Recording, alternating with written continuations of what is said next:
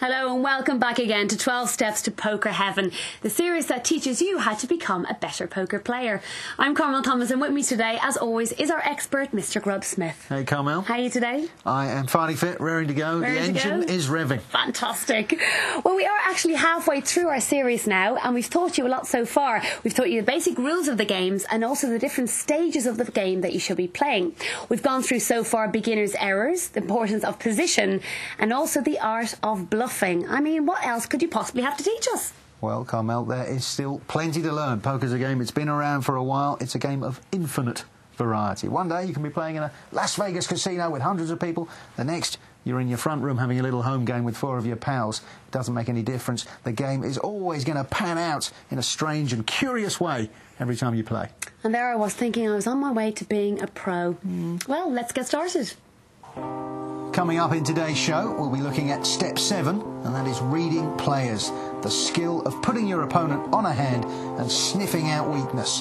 Then, step 8, heads-up play, what to do when you get down to the last 2 of a tournament and the game turns into full-blown psychological warfare. Right, Grove, reading your opponent, now that is a crucial part of the game. What's it all about? It is, as you say, a vital skill. You've got to be able to see what the other players are thinking. And it's all about observation. Keep your eyes peeled. Even if you're not in a hand, you should be watching how everybody else at the table plays. Do they slow play a monster in early position? Do they bet on the draw? Do they check with a flush? You have to be watching, because the more you study people, the more you'll pick up their patterns. It may be just how much they bet. It may be how forcefully they put their money in the middle when they're bluffing. Poker is a game all about information, and the more you can gather, the stronger a player you'll be. Now, Gerber, at the beginning of the game, everyone has the same amount of chips. But what happens during the game when the chip situation varies? Well, that does make a big difference to how you play. If you see someone who's short-stacked, they've lost a few hands, they're down to their last few chips, you know that they're more likely to go all in. They can't afford to wait for aces or kings or genuinely good hands, so they're going to push their remaining chips in, and it's going to cost you all they've got if you're going to see them. So you have to make a decision. Is this guy genuinely on a hand, or is he just desperate? And it's all about sniffing out weakness. And again, watching them. Are they nervous? Is their leg going up and down? All sorts of signs you can see. Similarly, if somebody has a big stack, they've been knocking people out and they're hiding behind a big mountain of chips, you know that they're not going to be waiting just for aces and kings. They're going to be bullying you. They're going to be putting the question to you. Now, when that happens, you want to just wait until you've got a really good hand and then come back over the top. Because they may have the mindset, well, I can afford to lose. I can afford to gamble. And that's exactly what you're waiting for. You wait until you've got a genuinely good hand against a big stack. You can snatch a lot of his chips against a small stack. You don't actually need that good a hand because you know the guy's taking risks. So, again, it's all situations and it's all thinking on your feet. Why don't we look at an example from the British Poker Open 2006? If you don't talk with me, then let me Very know. exciting this evening. We've got some of the biggest names in poker. There's Marcel Lush, Dave Elliott, Mark Goodwin in the foreground, and Dave El Blondie Colclough. And Mark Goodwin has called the big blind of 2,000 under the gun. Colclough gets out of the way, and Dave Elliott, you'll notice, only has a 4 and a 7 off suit. But Dave is very confident. He raised it up to 6. He's coming off the back of a couple of wins, so he's trying to bully the table now, smiling his head off as if he's got aces. Mark Goodwin calls, so there's just going to be the 2 of them going to the flop. Obviously, Goodwin quite a good favourite with the ace-10. 6-9 jack. Check. Well, the Devilfish is in position here. He's been checked to by Mark Goodwin. So what he's doing is sticking in just 6,000, just trying to see where he is. That's called an information bet. And Mark Goodwin flat calling, which is might be a stop-and-go bet. He might be just saying, right, now I'm going to bet. What he should do now is put some money in. That 3 probably hasn't helped the fish, but just checking it. Now, this is where it's all about reading information. The Devilfish knows Mark Goodwin's going well, decides to let him have a free card. Check. But he'll see what he does here. Now, Mark Goodwin checks, and that really is a white flag to the Devilfish. He's got to sense weakness. There hasn't been any betting on any of the previous streets. So he's putting in 20,000, and Mark Goodwin, who had the best hand all the way, has no choice except to fold.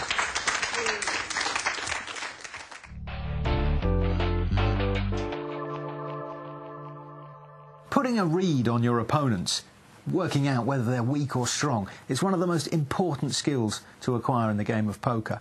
And you don't have to be a professional. If you sit down at a table with a few other card players, of course, in the first couple of minutes, you're not really going to know whether they're weak or strong, whether they're bluffing or telling the truth.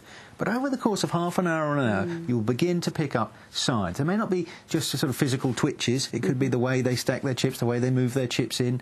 It could be the sound of their voice. A really good player will be able to see, you know, nerves twitching and heavy breathing. Another good one is to watch the legs under the table. Most people can keep themselves pretty straight above the table, but their legs betray their excitement, or when they're bluffing, they might look up to the left. They can't stand to stare you in the eyes. It's a bit like if you're talking to one of your friends or your partner, perhaps, and you ask them a question, you know when they're lying, and the same rule applies in the game of poker. Absolutely. And you've chosen some of your favourite reads made by non-professional poker players, so let's have a look at this.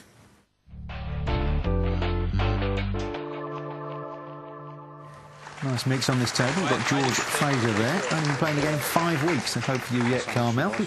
Just proves that amateurs can live with the pros. Next to him, Gary Jones in the big blind. So John Gale under the gun, tosses his card. And Noah Boakin, the Dutch sensation. He's got A6, wants to get out of the way. Gus Hansen normally plays anything, but he doesn't like his connectors. And Koresh also folds. So we're just round to the battle of the blinds now. And Fraser just flat calling with Ace-Queen. Cool. Should he have raised? Well, he's taking a risk there. He's letting his opponent get some free cards here, and that hasn't really helped his ace-queen at all. He'd have been better advised, I think, to raise pre-flop, to say I've got a hand. As it is, well, they both check, so they're going to get a turn card. It's another 7. Again, George has got nothing, but he decides his ace is good enough now. I think he's betting a little too late now, and this opens the door for Gary. Gary's not going to believe he had a 7, and that 7 has helped his hand, or else he would have bet the flop. So, Gary, a top pro against an extreme amateur.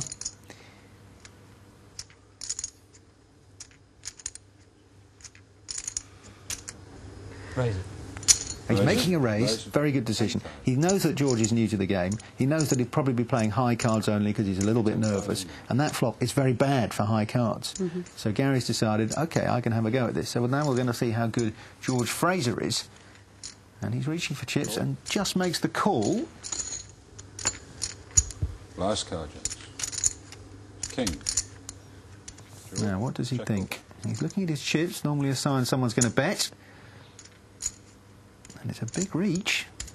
15,000. And of course, there's no way Gary can bet now. So that's actually a great read by Fraser.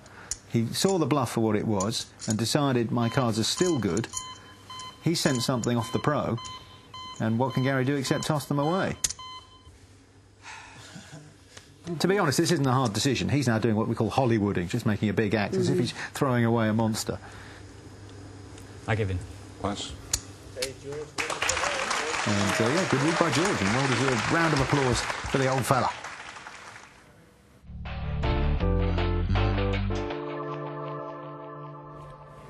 Now, this hand is from the European Poker Masters, from the Paris Holden Trophy. Yeah, we are in the Aviation Club in Paris. And here is the amateur, Kang. He's picked up ace-8 on the button. I raise.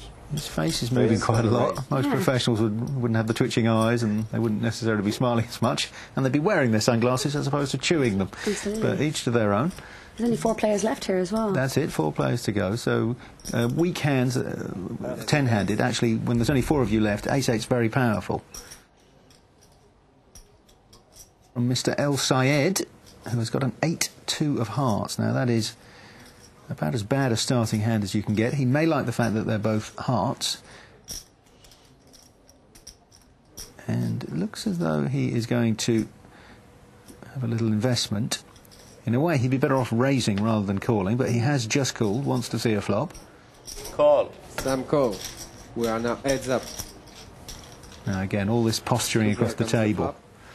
Is he leaning back? Is he leaning forwards? These are all little things you can pick up on, how confident somebody is.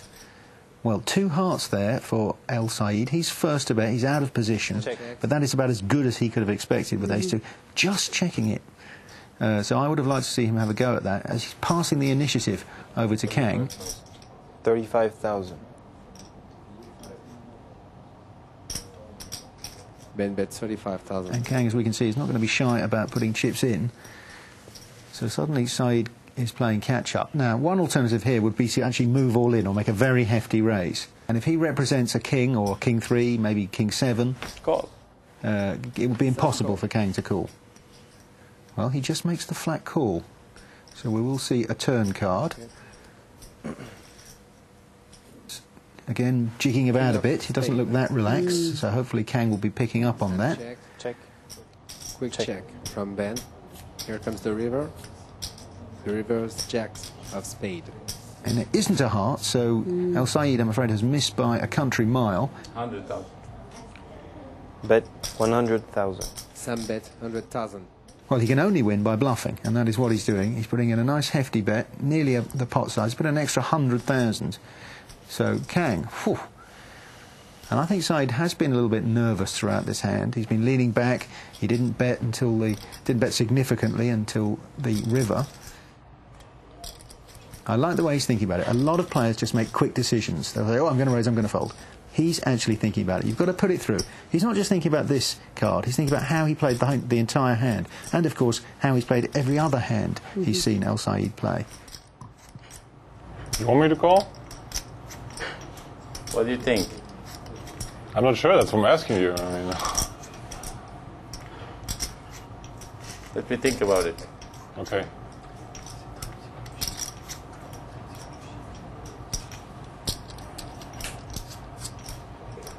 I call. Okay, close. He's cool. 100,000. I call anyways. He calls. Now that is, you see, an astonishing read. I love that from Kang. He just read this guy like a book, like a copy of Rattle. It was so easy, and the guy can't believe it. Claps the table, and we get the fist pump there from Kang, and why not? I just give me 100,000. I call. Nice call. Very nice call. Ben wins the pot with SI. Wow.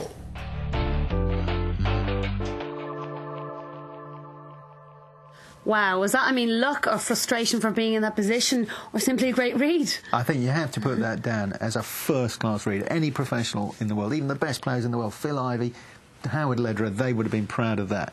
To actually look at the guy, and the best thing about it was he took his time. Yeah. He put it through the computer and he worked out that the guy was on a busted flush draw and called, you know, for 100,000 chips. That's not small potatoes. Let me ask you, Grub, what's the best read you've ever made? Well, I make great reads all the time, of course, but it's important to realise that great reads aren't made in isolation. You can't just play one hand and make a great read. It comes from watching a player for 2 or 3 hours. And I play online a lot. I made one last night that I was very, very proud of. There was a guy who was raising, he was bullying, he had a chip stack, and a flop came down and I had bottom pair, which was just a pair of fives, and he came out with a big bet, and I knew, just then some super poker god told me that the guy had something like a king 7, right, and he'd missed it completely. So I re-raised him. Fun enough, he did call me. Next card came down, I pushed it all in, and he folded. So it's just that sometimes you... How much did you get? Well, I didn't actually win any money in that tournament, but I won a significant amount of chips there and made me feel puffed up with pride for a moment. The good thing about poker is, and when you get a read on someone, is you have to trust your instincts. You mustn't be afraid to shove it in. If you lose, you lose. But you know what? If you lose, at least you're getting an education. Yeah, absolutely. Well, that was how to read players. Join us after the break where we'll be taking you through how to play heads-up poker.